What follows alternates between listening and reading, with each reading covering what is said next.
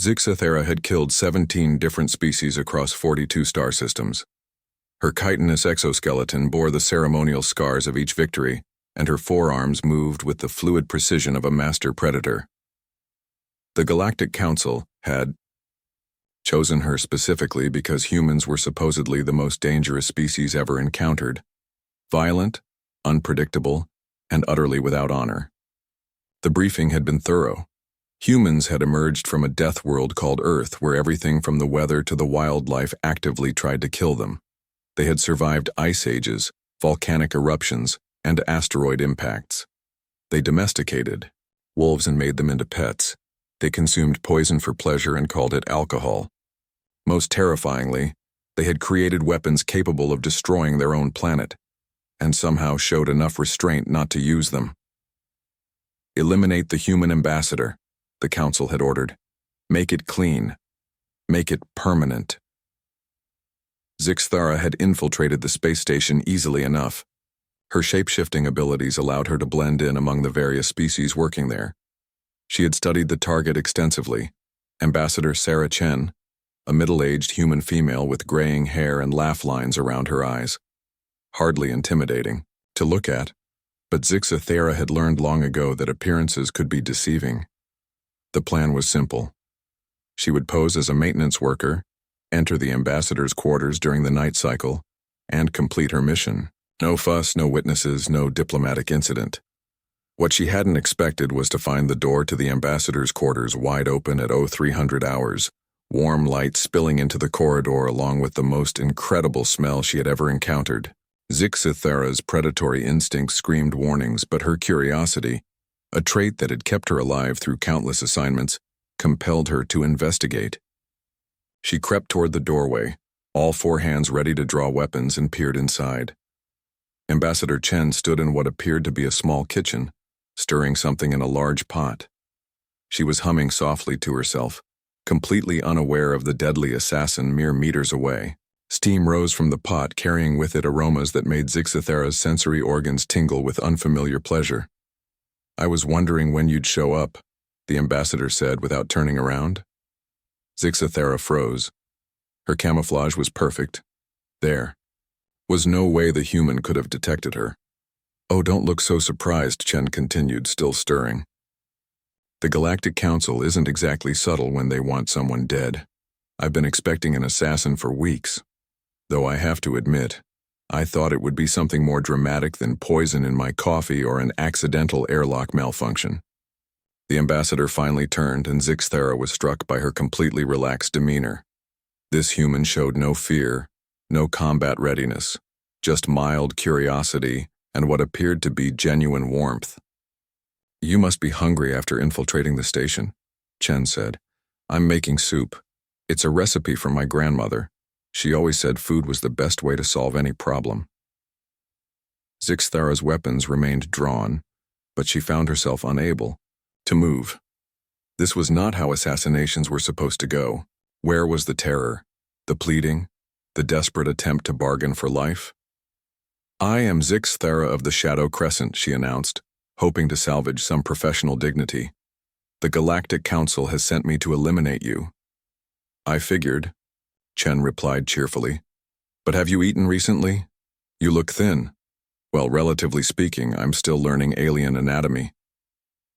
The assassin stared.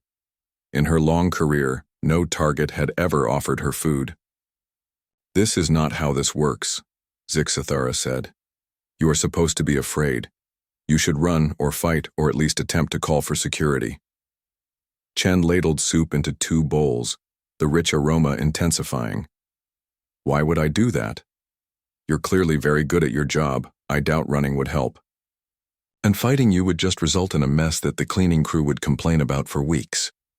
She set one bowl on the small table and gestured for Zixathera to sit. "Besides, I've been curious about your species ever since I read about the Shadow Crescent in the cultural database. Your people are supposedly masters of stealth and combat, but your homeworld has some of the most beautiful art in the galaxy. That's an interesting combination." Despite every instinct screaming against it, Zixathera found herself sitting at the table.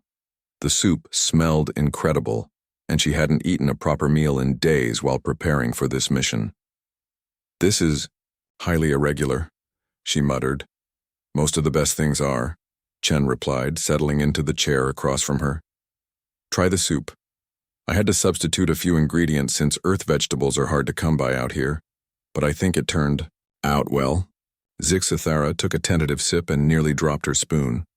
The flavors were complex and warming, nothing like the standard rations she was accustomed to. It reminded her of something her own grandmother might have made, back when she was still young enough to have a grandmother. "You poisoned this," she said automatically, though she didn't really believe it. Chen laughed, a sound that somehow managed to be both melodic and entirely genuine. "If I wanted to poison you, I would have used something much more subtle than soup. Besides, I'm eating it too." They sat in comfortable silence for several minutes, both focusing on the meal. Zixithara found herself studying the human more closely. The ambassador's quarters were filled with photographs of other humans, family, she assumed, and small artifacts that suggested a life filled with experiences and relationships. There were books, plants, and what appeared to be children's drawings, stuck to a refrigeration unit. "Why aren't you afraid?" Zixithara finally asked. Chen considered the question carefully. "Fear seems counterproductive. You're clearly capable of killing me whether I'm afraid or not, so why waste energy on terror? Besides, in my experience, most conflicts stem from misunderstanding or unmet needs. The Galactic Council wants me dead because they're afraid of humanity's potential impact on their power structure.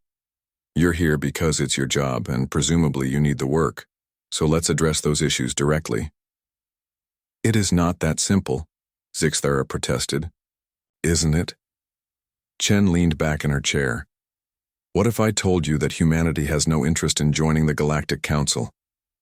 We're perfectly happy to trade and share knowledge, but we have no desire to rule over other species or impose our way of life on anyone."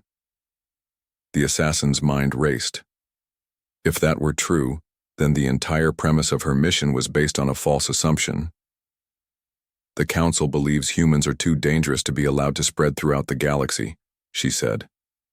"And yet here I am, offering soup to someone sent to kill me," Chen replied. "Does that seem particularly dangerous to you?" Zixithara had to admit it did not. She finished her soup in contemplative silence, then looked up to find the ambassador, watching her with an expression of patient kindness. "What happens now?" the assassin asked. Chen smiled. "Now you have a choice. You can complete your mission and eliminate a threat that doesn't actually exist, or you can help me draft a proposal to present to the Galactic Council, something that addresses their concerns while establishing a framework for peaceful coexistence. And if I choose the latter, then you get to help shape the future of galactic civilization," Chen said. "Plus, I'll teach you my grandmother's soup recipe. It's been in my family for generations, but I think it's time to share it with the galaxy." For the first time in her career, Zixithara holstered her weapons without completing a mission.